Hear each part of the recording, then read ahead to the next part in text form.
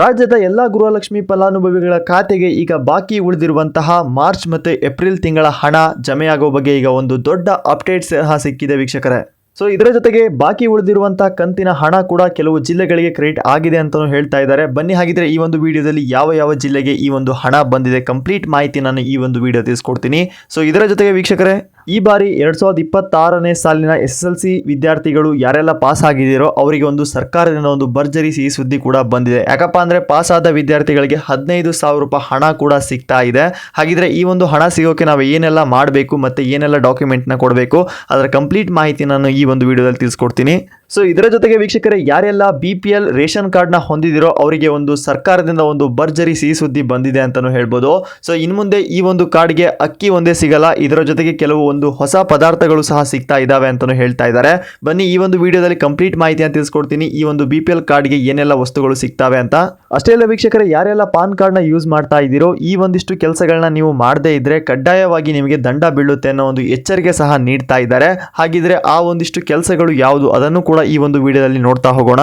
So ಅಷ್ಟೇ ಅಲ್ಲದೆ ವೀಕ್ಷಕರೇ, ಇದರ ಜೊತೆಗೆ ರಾಜ್ಯಾದ್ಯಂತ ಅಡುಗೆ ಎಣ್ಣೆ ಬೆಲೆ ಮತ್ತೆ ಏರಿಕೆಯಾಗಿದೆ. ಹಾಗಿದ್ರೆ ಈಗ ಪ್ರೆಸೆಂಟ್ ಆಗಿ ಇದರ ಬೆಲೆ ಎಷ್ಟಿದೆ ಅದನ್ನು ಕಂಪ್ಲೀಟ್ ಆಗಿ ನೋಡ್ತಾ ಹೋಗೋಣ.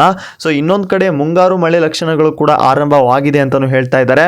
ಸೊ ಮುಂದಿನ ದಿನಗಳಲ್ಲಿ 13 ರಾಜ್ಯಗಳಿಗೆ ಈಗ ಯೆಲ್ಲೋ ಅಲರ್ಟ್ ಸಹ ನೀಡ್ತಾ ಇದ್ದಾರೆ. ಹಾಗಿದ್ರೆ ಆ 13 ರಾಜ್ಯಗಳು ಯಾವುದು ಅದನ್ನು ಕೂಡ ಈ ಒಂದು ವಿಡಿಯೋದಲ್ಲಿ ಕಂಪ್ಲೀಟ್ ಆಗಿ ನೋಡ್ತಾ ಹೋಗೋಣ ಅಂತ ಹೇಳ್ತಾ, ಸೊ ಯಾರೆಲ್ಲ ಮೊದಲು ನಮ್ಮ ವಿಡಿಯೋ ನೋಡ್ತಾ ಇದ್ದಾರೆ ದಯವಿಟ್ಟು ಈ ವಿಡಿಯೋನ ಲೈಕ್ ಮಾಡಿ. ಅಷ್ಟೇ ಅಲ್ಲದೆ ಈ ಒಂದು ವಿಡಿಯೋನ ನೀವು ಯಾವ ಊರಿಂದ ನೋಡ್ತಾ ಇದ್ದೀರಾ ಸೊ ನಿಮ್ಮ ಊರಿನ ಹೆಸರನ್ನ ಕಾಮೆಂಟ್ ಮುಖಾಂತರ ತಿಳಿಸಬಹುದು. ಸೊ ಹಾಗಿದ್ರೆ ಮೊದಲ ದೊಡ್ಡ ಸುದ್ದಿ ನೋಡೋದಾದ್ರೆ, ಸೊ ಯಾರೆಲ್ಲ ಗೃಹಲಕ್ಷ್ಮಿ ಫಲಾನುಭವಿಗಳಿದ್ದೀರೋ ಅವರಿಗೊಂದು ಭರ್ಜರಿ ಸಿಹಿ ಸುದ್ದಿ ಅಂತಾನು ಹೇಳ್ಬೋದು. ಯಾಕಪ್ಪ ಅಂದ್ರೆ ಬಾಕಿ ಉಳಿದಿರುವಂತಹ 4,000 ರೂಪಾಯಿ ಹಣ ಗೃಹಲಕ್ಷ್ಮಿ ಫಲಾನುಭವಿಗಳ ಖಾತೆಗೆ ಹಣ ಬರುವಂತ ಡೇಟ್ ಕೂಡ ಫಿಕ್ಸ್ ಆಗಿದೆ ಅಂತಾನು ಹೇಳ್ತಾ ಇದ್ದಾರೆ. ಅಷ್ಟೇ ಅಲ್ಲದೆ ಈಗಾಗಲೇ ಕೆಲವು ಜಿಲ್ಲೆಗಳಿಗೂ ಕೂಡ ಏಪ್ರಿಲ್ ಮತ್ತೆ ಮಾರ್ಚ್ ತಿಂಗಳ ಹಣ ಕೂಡ ಹೋಗಿದೆ. ಟೋಟಲ್ ಆಗಿ 4,000 ರೂಪಾಯಿ ಬಾಕಿ ಹಣ ಕೂಡ ಆ ಫಲಾನುಭವಿಗಳ ಖಾತೆಗೆ ಕ್ರೆಡಿಟ್ ಆಗಿದೆ ಅಂತಾನು ಹೇಳ್ತಾ ಇದ್ದಾರೆ. ಹಾಗಿದ್ರೆ ಸೊ ಈಗಾಗಲೇ ಯಾರಿಗೆಲ್ಲ ಗೃಹಲಕ್ಷ್ಮಿ ಫಲಾನುಭವಿಗಳಿಗೆ ಮಾರ್ಚ್ ಮತ್ತು ಏಪ್ರಿಲ್ ತಿಂಗಳ 2,000 ಪ್ಲಸ್ 2,000 ಟೋಟಲ್ ಆಗಿ 4,000 ಹಣ ಯಾರಿಗೆಲ್ಲ ಬಂದಿದೆ ದಯವಿಟ್ಟು ನಿಮ್ಮ ಊರಿನ ಹೆಸರನ್ನ ಕಾಮೆಂಟ್ ಮುಖಾಂತರ ತಿಳಿಸ್ಬೋದು. ಮತ್ತು ಯಾರಿಗೆಲ್ಲ ಬಂದಿಲ್ಲ ಸೊ ಅವರು ಕೂಡ ನಿಮ್ಮ ಜಿಲ್ಲೆಯ ಹೆಸರನ್ನ ಕಾಮೆಂಟ್ ಮುಖಾಂತರ ತಿಳಿಸಿ. ಸೊ ಈಗಾಗಲೇ ಸಿಕ್ಕಿರುವಂಥ ಮಾಹಿತಿ ಪ್ರಕಾರ ಇನ್ನೇನು ಈ ಒಂದು ತಿಂಗಳಲ್ಲಿ ಸೊ ಬಾಕಿ ಉಳಿದಿರುವಂಥ ಹಣ ಕೂಡ ಕ್ರೆಡಿಟ್ ಮಾಡ್ತಾನೆ ಅಂತ ಹೇಳ್ತಾ ಇದ್ದಾರೆ. ಸೊ ನಾವು ವೇಟ್ ಮಾಡಬೇಕಾಗುತ್ತೆ. ಯಾಕಪ್ಪ ಅಂದರೆ ಈಗ ಬಾಕಿ ಉಳಿದಿರುವಂಥ ಹಣ ಕ್ರೆಡಿಟ್ ಆಗುವಂಥ ಪ್ರಕ್ರಿಯೆ ಕೂಡ ನಡೀತಾ ಇದೆ ಅಂತ ಹೇಳ್ತಾ ಇದ್ದಾರೆ. ಹಾಗಾಗಿ ಈ ಒಂದು ವಾರದೊಳಗೆ ಬಾಕಿ ಉಳಿದಿರುವಂಥ ಹಣನೂ ಕೂಡ ಗೃಹಲಕ್ಷ್ಮಿ ಫಲಾನುಭವಿಗಳ ಖಾತೆಗೆ ಹಾಕ್ತೀವಿ ಅನ್ನೋ ಒಂದು ಭರವಸೆ ಕೂಡ ನೀಡ್ತಾ ಇದ್ದಾರೆ ಅಂತಲೂ ಹೇಳ್ಬೋದು. ಸೊ ಇನ್ನು ಎರಡನೆಯ ದೊಡ್ಡ ಸುದ್ದಿ ನೋಡೋದಾದ್ರೆ, ಈ ವರ್ಷ ಯಾರೆಲ್ಲ SSLC ಪಾಸ್ ಆಗಿರುವಂಥ ವಿದ್ಯಾರ್ಥಿಗಳಿದ್ದೀರೋ ಅಂದರೆ 2026ನೇ ಸಾಲಿನ SSLC ಪಾಸ್ ಆದಂಥ ವಿದ್ಯಾರ್ಥಿಗಳಿಗೆ ಒಂದು ಭರ್ಜರಿ ಸಿಹಿ ಸುದ್ದಿ ಬಂದಿದೆ ಅಂತಲೂ ಹೇಳ್ಬೋದು. ಯಾಕಪ್ಪ ಅಂದರೆ ಸೊ ನೀವೆಲ್ಲ ಈ ಒಂದು ಕೆಲಸ ಮಾಡಿದ್ರೆ ಖಂಡಿತ ನಿಮಗೆ 15,000 ರೂಪಾಯಿ ಹಣ ಕೂಡ ಸಿಗುತ್ತೆ ಅಂತಲೂ ಹೇಳ್ತಾ ಇದ್ದಾರೆ. ಸೊ ಹೌದು ವೀಕ್ಷಕರೇ, ಈ ವರ್ಷ SSLC ಪರೀಕ್ಷೆ ಮುಗಿಸಿರುವಂಥ ಅಂದರೆ ಪಾಸ್ ಆಗಿರುವಂಥ ವಿದ್ಯಾರ್ಥಿಗಳಿಗೆ ಸರ್ಕಾರದಿಂದ ಸೊ ಪ್ರೋತ್ಸಾಹ ಧನ ಕೂಡ ಸಿಗಲಿದೆ ಅಂತಲೂ ಹೇಳ್ತಾ ಇದ್ದಾರೆ.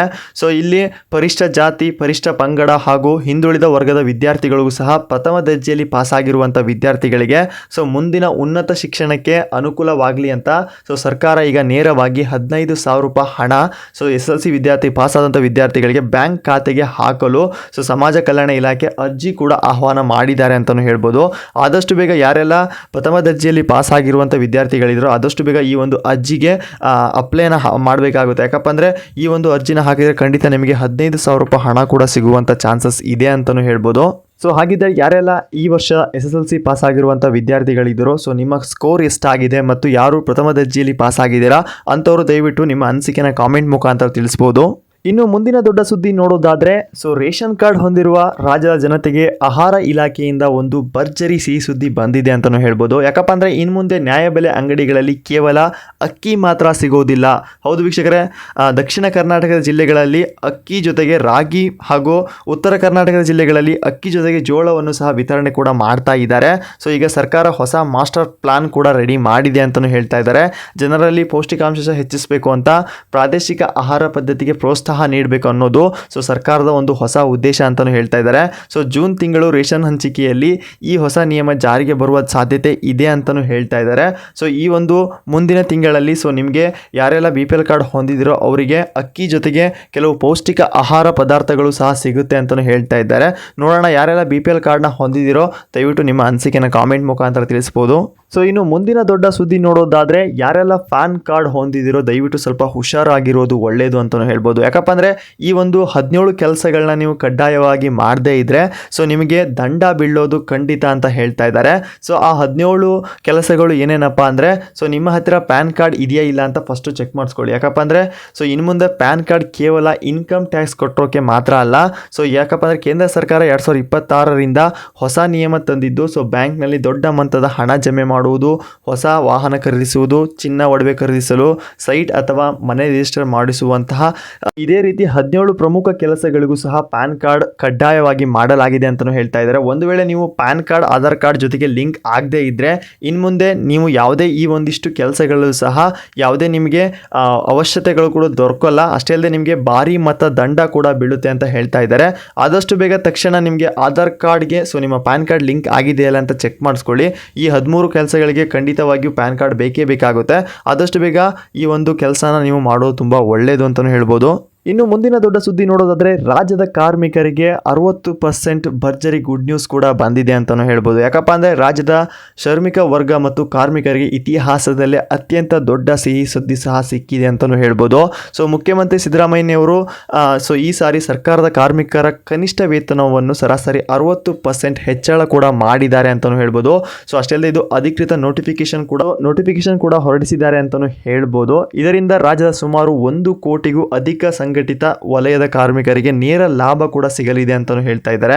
ಇತ್ತೀಚಿನ ದಿನಗಳಲ್ಲಿ ಇದರ ಜೊತೆಗೆ ವೀಕ್ಷಕರೇ ಇತ್ತೀಚಿನ ದಿನಗಳಲ್ಲಿ ಸೊ ಔಷಧಿ ಆಗಿರ್ಬೋದು ಇನ್ನಿತರ ವಸ್ತುಗಳ ಬೆಲೆ ಏರಿಕೆ ಆಗೋದ್ರಿಂದ ಕಾರ್ಮಿಕರ ದಿನಗೂಲಿ ಮತ್ತು ಸಂಬಳ ಹೆಚ್ಚಿಸಬೇಕು ಅಂತ ಕಾರ್ಮಿಕ ಸಂಘಟನೆಗಳು ಸೊ ಈಗ ಭಾರಿ ಒತ್ತಾಯ ಮಾಡಿದ್ದು. ಸೊ ಸರ್ಕಾರ ಈ ಕ್ರಾಂತಿಕಾರಿ ನಿರ್ಧಾರದಿಂದ ಸೊ ಬಡ ಕಾರ್ಮಿಕರ ಕೈಗೆ ಇನ್ನು ಮುಂದೆ ಹೆಚ್ಚಿನ ಹಣ ಸಿಗಲಿದೆ ಅಂತ ಸೊ ಈಗ ಈ ಒಂದು ಹೊಸ ಸುದ್ದಿನೂ ಸಹ ನೀಡಿದ್ದಾರೆ ಅಂತಲೂ ಹೇಳ್ಬೋದು.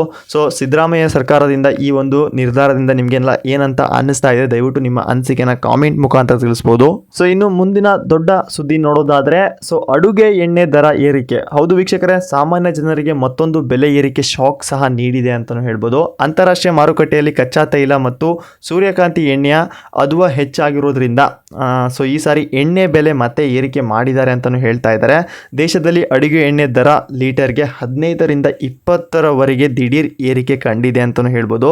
ಇದು ಕೇವಲ ಎಣ್ಣೆ ಮಾತ್ರವಲ್ಲ, ಹೋಟೆಲ್ ತಿಂಡಿಗಳು ಹಾಗೂ ದಿನಬಳಕೆ ಇತರೆ ಆಹಾರ ಪದಾರ್ಥಗಳ ಮೇಲೂ ಕೂಡ ಈ ಒಂದು ಬೆಲೆ ಏರಿಕೆ ಕಾರಣವಾಗಿದೆ ಅಂತಲೂ ಹೇಳ್ಬೋದು. ಇದರಿಂದಾಗಿ ಇಡೀ ದೇಶದಲ್ಲಿ ಆಹಾರ ಹಣದುರ್ಬಲ ಸೊ ಭಾರಿ ಪ್ರಮಾಣದಲ್ಲಿ ಜಾಸ್ತಿ ಆಗಿದೆ ಅಂತಲೂ ಹೇಳ್ಬೋದು. ಪ್ರತಿ ತಿಂಗಳ ಬಜೆಟ್ ಹೊಂದಿಸಲಾಗದೆ ಮಧ್ಯಮ ವರ್ಗ ಮತ್ತು ಬಡ ಕುಟುಂಬಗಳಿಗೆ ಸೊ ತುಂಬ ನಡುಕ ಶುರುವಾಗಿದೆ ಅಂತಲೂ ಹೇಳ್ಬೋದು. ಯಾಕಪ್ಪ ಅಂದರೆ ಈಗ ಮತ್ತೆ ಎಣ್ಣೆ ಬೆಲೆ 15ರಿಂದ 20 ರೂಪಾಯಿ ಏರಿಕೆ ಮಾಡಿದ್ದಾರೆ. ಸೊ ಇದು ಮತ್ತೆ ಬಡ ಕುಟುಂಬಗಳಿಗೆ ಹೊಡೆತ ಬೀಳುವಂಥ ಚಾನ್ಸಸ್ ಇದೆ. ಸೊ ಈ ಒಂದು ಅಡುಗೆ ಎಣ್ಣೆ ಬೆಲೆ ಏರಿಕೆಯಿಂದ ನಿಮಗೆಲ್ಲ ಏನು ಅನ್ನಿಸ್ತಾ ಇದೆ, ಮತ್ತು ಈ ಒಂದು ಬೆಲೆ ಏರಿಕೆ ಆಗಿದ್ದು ತುಂಬ ಒಳ್ಳೆಯದಾ ಇಲ್ವಾ, ನಿಮ್ಮ ಅನಿಸಿಕೆನ ಕಾಮೆಂಟ್ ಮುಖಾಂತರ ತಿಳಿಸ್ಬೋದು. ಮತ್ತು ಈ ಒಂದು ನೋಡೋದ್ರಲ್ಲ ವೀಕ್ಷಕರೇ ಇವತ್ತಿನ ಈ ಒಂದು ದೊಡ್ಡ ಸುದ್ದಿಗಳು. ಸೊ ಈ ಒಂದು ಸುದ್ದಿಗಳು ಇಷ್ಟವಾಗಿದೆ ದಯವಿಟ್ಟು ಈ ವಿಡಿಯೋ ಈಗಲೇ ಒಂದು ಲೈಕ್ ಮಾಡಿ. ಸೊ ಇದೇ ರೀತಿ ಹೊಸ ಇನ್ಫಾರ್ಮೇಷನ್ಗಳನ್ನ ನಾವು ತರ್ತಾ ಇರ್ತೀವಿ. ದಯವಿಟ್ಟು ನಮ್ಮ ಚಾನಲ್ಗೆ ಸಪೋರ್ಟ್ ಮಾಡಿ ಅಂತ ಹೇಳ್ತಾ ಮತ್ತೆ ಸಿಗೋಣ ಮತ್ತೊಂದು ಹೊಸ ಇಂಟ್ರೆಸ್ಟಿಂಗ್ ಸುದ್ದಿಗಳಲ್ಲಿ. ಬಾಯ್.